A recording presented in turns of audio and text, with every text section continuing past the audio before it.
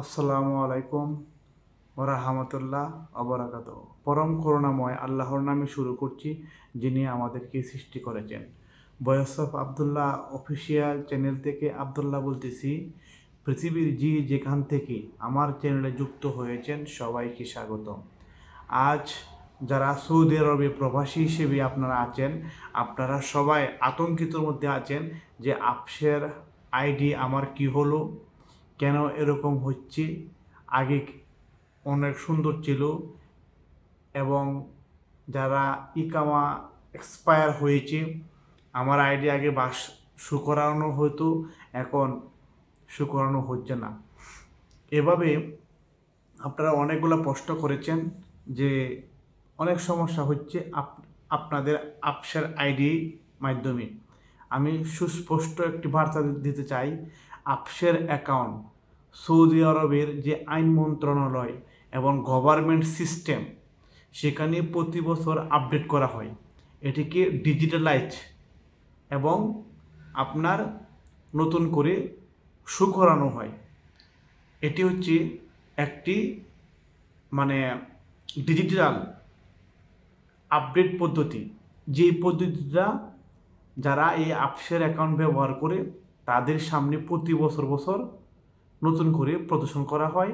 এটিকে এই ব্যবহার করার সুবিধার্থে শুধু এই বিষয়টি প্রদর্শন করা হয়। এটি নিয়ে চিন্তার কিছু নেই, এটি নিয়ে ভয় পাওয়ার কিছু নেই। আপনার ইকামা যদি এক্সপায়ার থাকে তাহলে সেটি কোনো ভ্যালু নেই, সেটি এখানে শো করানোর কোনো মানেই আসে না। বিভিন্ন দৃষ্টিকোণ থেকে আমরা এটি দেখতে পাই, যাদের ইকামা এক্সপায়ার তাদের সৌদি আরবে অনেক বড় ধরনের সমস্যা, অনেক সুবিধা থেকে তারা বঞ্চিত। এখানে যত দ্রুত সম্ভব আপনারা বৈধ হয়ে সৌদি আরবে বসবাস করুন। রেমিটেন্স যোদ্ধা হিসেবে এটি আপনার প্রথম কর্তব্য। আপনি অবৈধ হয়ে এই সৌদি আরবে কোনো কিছু করতে পারবেন না।